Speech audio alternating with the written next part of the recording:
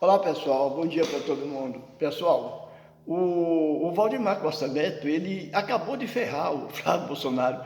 Tem um ditado popular que as pessoas quando vão falar que uma coisa acabou de ferrar, eles falam jogar a pá de cal, pois ele fez isso com o Flávio Bolsonaro. Ele jogou uma pá de cal em qualquer expectativa, qualquer otimismo que ele tivesse em torno ainda da continuar essa campanha dele, ele jogou a pá de cal em cima, porque o cara falou tanta besteira, ele falou tanta merda, que é complicado você ouvir isso. Só tem uma coisa, o cara, se existir ex-ladrão, ele é um ex-ladrão, mas eu acho que ladrão, enquanto ladrão, sempre ladrão. É tanto que ele criou um partido com a sigla PL, Partido de Ladrão, Partido de Larápio, porque se você juntar quase com a totalidade dos parlamentares desse partido, todos eles estão envolvidos em falcatrua, todos. São governadores, são deputados, senadores, tudo envolvido em falcatrua. Então, os caras foram entrevistar ele, mas eu acho que aquilo foi feito de propósito, porque as perguntas que foram feitas ali pela Malu Gaspar, pela André, acho que era André Sadi que estava lá, e o Otávio Guedes, que é um repórter policial, um repórter investigativo. Então o cara, ele estava rindo o tempo todo porque ele viu o cara ali, o cara falando que estava certo o Flávio Bolsonaro procurar o Vocário para pegar dinheiro. Ele tipo assim, não, o cara começou a passar o dinheiro, ele foi lá para perguntar se vai pagar o restante ou não, tipo essas coisas assim. Foi perguntado se ele estava certo de procurar o cara para pedir dinheiro, ele falou que sim, porque se fosse um banco, no caso o Banco do Brasil ou a Caixa Econômica, seria dinheiro público. E o dinheiro que o Vocário, todo esse dinheiro que ele roubou, foi o quê? Do BRB é dinheiro público, 12 bilhões. Os fundos de pensões do Rio de Janeiro, dinheiro público. Todo o dinheiro que foi para ele no estado de São Paulo, dinheiro público. Eu não entendi. Foram quase, esse cara, ele roubou mais de 40 bilhões de reais, entendeu? Essa mixaria que ele passou para esses caras, eu já falei isso aqui, não é nada perante o que ele roubou. Mas enfim, o Flávio Bolsonaro agora ficou pior para ele. Como a minha avó falava, a emenda ficou pior do que o soneto, porque o Valdemar Costa Neto ali falou que, quando falaram no Eduardo Bananinha, que ele é um rapaz honesto, um rapaz trabalhador, foi para os Estados Unidos para se sacrificar pelo pai. Sacrificar como? Enfim, ele botou todo mundo ali de santo. Na visão dele, o Bozo é um santo. O cara só não faz milagre, mas o resto o cara faz. Então, e o cara está preso. O cara está preso, o cara foi condenado e preso. E tem um detalhe, ele não foi condenado por todos os crimes que ele cometeu, porque falta o roubo das joias, falta o genocídio, o crime que ele cometeu na pandemia, entendeu? Mais da metade das pessoas que morreram tem que pôr na conta dele. E na visão do ladrão, ele é honestíssimo, ele é um santo. Ainda fala que nós vamos ganhar a eleição, ele falou isso, nós vamos ganhar a eleição. Quando a jornalista perguntou para ele se tudo isso tivesse acontecido com alguma pessoa da esquerda, com algum adversário político deles, ele falou que encarava, não, tá certo, estava não. Se fosse alguém da esquerda, eles estavam crucificando a pessoa de todo o tempo, e a massa total do gado, dos bagres, isso ia virar um inferno. Agora com eles amenizam. Só que tem um detalhe, um juiz americano pediu para que a polícia investigasse, no caso a Polícia Federal Americana, o FBI, investigassem o paradeiro desse dinheiro, e já tem aí indícios, como de ontem para cá já apareceu, que esse dinheiro está num paraíso fiscal no próprio Estados Unidos. Eu não me lembro o nome do estado agora, mas tem um estado americano que é um paraíso fiscal. Então, assim, esse dinheiro, isso vai vir à tona, isso virá à tona, e vai ficar pior, porque não tem como. Agora, o que o Valdemar da Costa Neto falou foi que ele continua sendo candidato, ele é o candidato do Bolsonaro, ele é o candidato do partido, continua sendo candidato, e eles vão ganhar a eleição. Olha, se o Brasil fosse tomado hoje como um partido de doidos, de loucos, aí podia até ser, mas não tem cabimento de um cara desse ganhar uma eleição para presidente da República.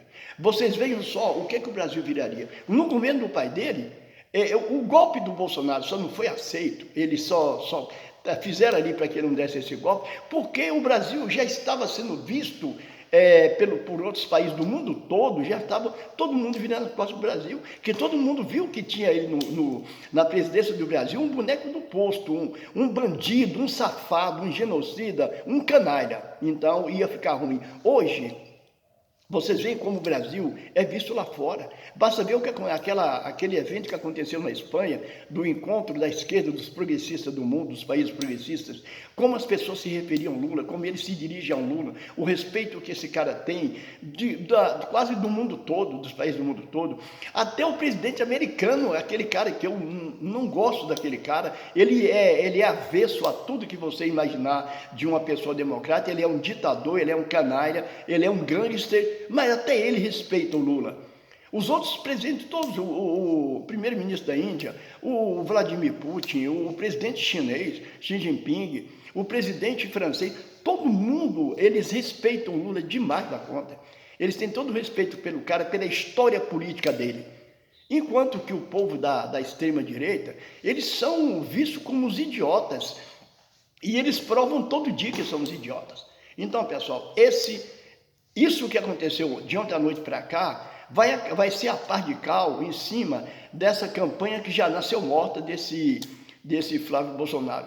Agora, eu vou falar de uma coisa aqui em relação ao Luciano Huck. Ele falou ontem, naquela maldita entrevista dele, ele literalmente chamando as pessoas que recebem Bolsa Família de vagabundo.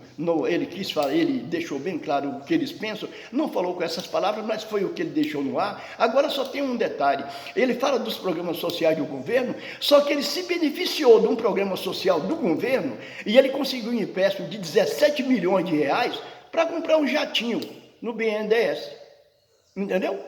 Ele se prevalecer de um programa do governo, entendeu? Ele se prevaleceu de um programa do governo, de um programa social do governo, do que ele estava reclamando, chamando o povo de vagabundo, entendeu? E conseguiu um empréstimo do BNDES de 17 milhões para comprar um jatinho. Quando é para eles, está tudo bem, está tudo certo. Quando é para os outros, quando é para o pobre, agora um cara que nunca foi pobre, nunca passou sufoco nenhum na vida, o cara sempre foi rico, um cara ganha mais de 4 milhões de reais por mês, um cara desse pode falar o quê? Que experiência esse desgraçado tem para falar das famílias que precisam do Bolsa Família para não passar fome? Precisam dos programas do governo para o filho estudar, para o filho não abandonar a escola, como o Pé de Meia e outros programas sociais do governo. A pessoa que tem deficiência, que nunca se aposentou, a pessoa tem o BPC, esse benefício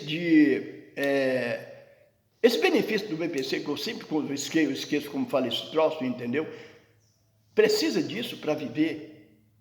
Os programas do governo são programas para que as pessoas tenham o mínimo para viver. Aí vem um palhaço desse, uma praga dessa, falar dos programas do governo, principalmente das pessoas que precisam de Bolsa Família, deixar no ar que ele está ali, que ele acha tudo isso, que as pessoas são vagabundas.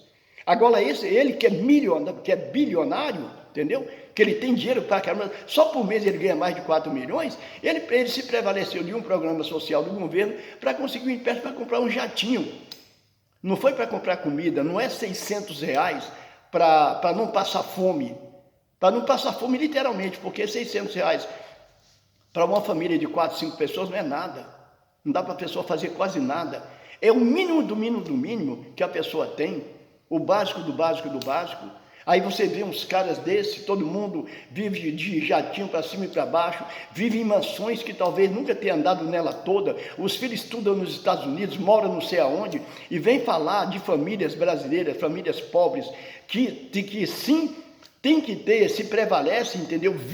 Sobrevivem segundo esses programas sociais do governo. Agora, ninguém fala quando o governo pagou igual ao ano passado, 1 trilhão e 100 bilhões de reais dos malditos juros dessa dívida. Eles não falam quando os parlamentares, deputados e senadores, que eles aprovam a verba esse ano de 60 bilhões de reais para eles mandarem para os estados, para as prefeituras, sem ter que explicar para quem que eles estão mandando, para que vai ser esse dinheiro. Nós sabemos, esses 60 bilhões que tem que eles aprovaram essa verba para os partidos mandarem para os estados, para os municípios, entende? Sem ter que explicar para quem eles estão mandando, é para comprar voto.